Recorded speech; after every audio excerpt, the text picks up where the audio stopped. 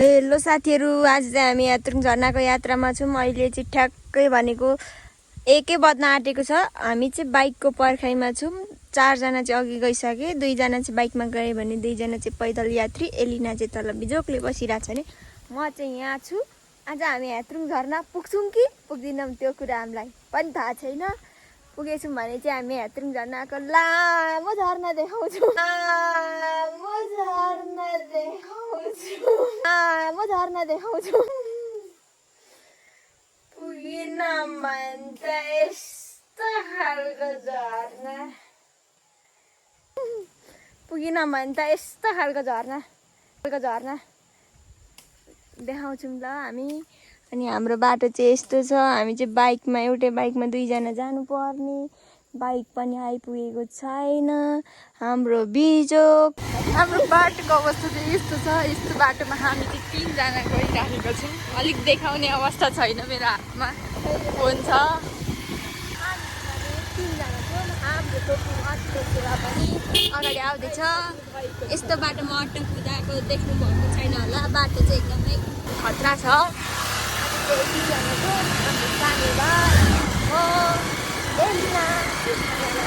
हाम्रो यात्रा चाहिँ एकदमै सफल रहोस् र आरामदायक बनोस् भन्ने ठुलो अपेक्षा आशा गर्दछु। किनकि हामीले 3 चोटि गइसक्यो त्यहाँ जाने भनेर। 3 दिनको दिनमा चाहिँ 3 चोटिको पानीमा चाहिँ खसी पनि छिन्छ अरे, राँगा पनि छिन्छ अरे। त्यही भएर हामी चाहिँ राँगा छिनाउनु जाँदै गरेको साथीहरू। है त हामीले चाहिँ जीवन दाइलाई पनि भेटिसकेको छौँ भन्दै जानुहोस्।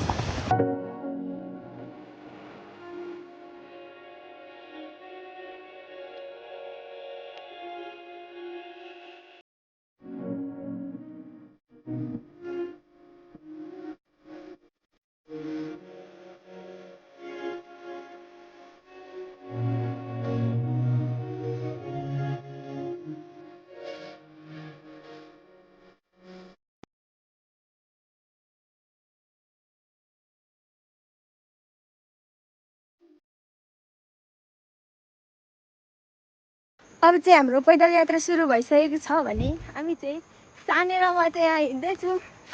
अरू 2-3 जना चाहिँ अगाडि गइसके, 2-3 जना अझै पछाडि छन् भने हामी 2 जना चाहिँ यहाँ छौँ। यहाँ चाहिँ हाम्रो पुल छ, चढाउ। सानेले चाहिँ चढाइसकेको छ र मैले पनि यहाँ चढाएँ। यो चाहिँ पुल हो। पहिले चाहिँ मलाई यो पुलमा हिँड्नु साह्रो डर लाग्थ्यो भने अहिले चाहिँ मलाई डर लाग्दैन, किनकि म बानी भइसकेको छु नि त हिँड्ने।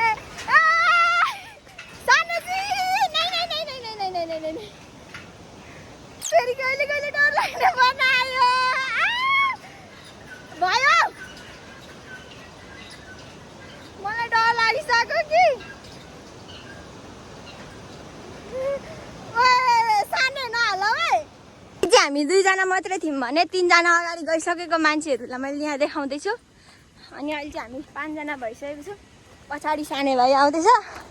म युन्साली यता फर्क त, दुर्गी यता फर्क, एली ओइ ठाडो यता फर्क।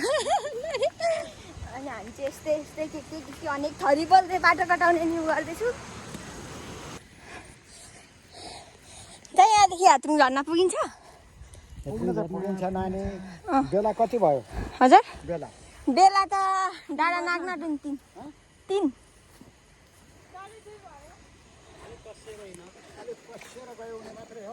बाटो चाहिँ यही हो नि। कहाँदेखि?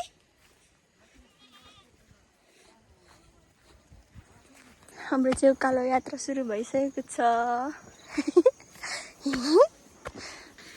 हामी चाहिँ बल्ल बल्ल 5 जना भेटिसकेको छौँ है। फेरि 3 जना थपिए। जम्मा हामी 7 जना यात्रा यात्रुङ झरनाको एकदमै कठिन यात्रापूर्ण हामी हिँड्दैछौँ। जेसन झ्याप्ले। फेरि हाम्रो चाहिँ बाटो ओह्रालो आइसकेको छ साथीहरू।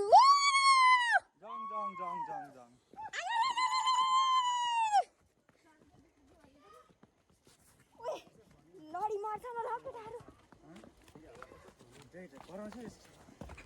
यस्तै सानो सानो झरनाले गर्दा नै ठुलो झरना बन्छ त्यही हामी चाहिँ ठुलो झरना हेर्नु गएको।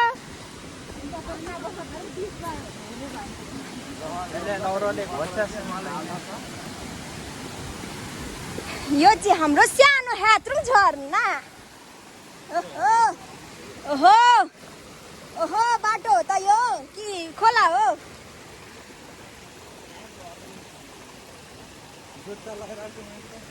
ओहो चप्पल लाएर राम्रै पो गर्यो कि क्या हो? ल्याक्खा। ओहो यो झरना हो त? झरनाको नाम कपालेको बानी हो।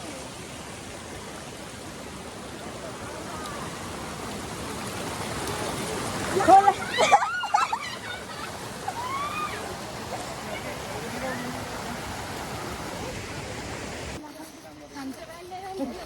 ओइ ओइ ओइ ओइ ओइ ओइ चोर चोर चोर लामुला ल्याम्मै लामुला ल्याम्मै लामुला ल्याम्मै। बाटो चाहिँ यस्तो छ कि राम्रै पनि छ तर चिप्लो पनि छ। लड्यो भने चाहिँ तल झर्ना हुन्छ। लड्यो भने चाहिँ हामी सिधै तल पुग्छौँ तर हामी लड्दैनौँ।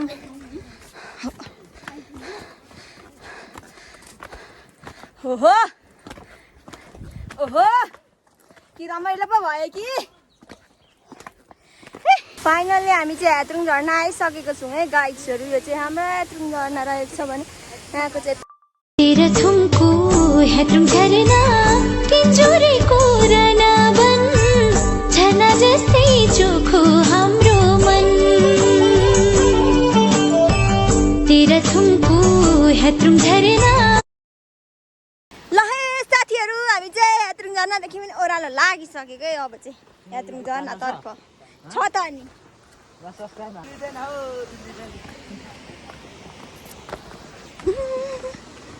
बाई बाई ह्यात्रुङ झरना। Bye bye bye bye. ल हामी चाहिँ ह्यात्रुङ झरना हेरेर नि गइसक्यौँ। सानी बाई बाई त भन्न यहाँ। बाई बाई भन न। By by. बुद्धि त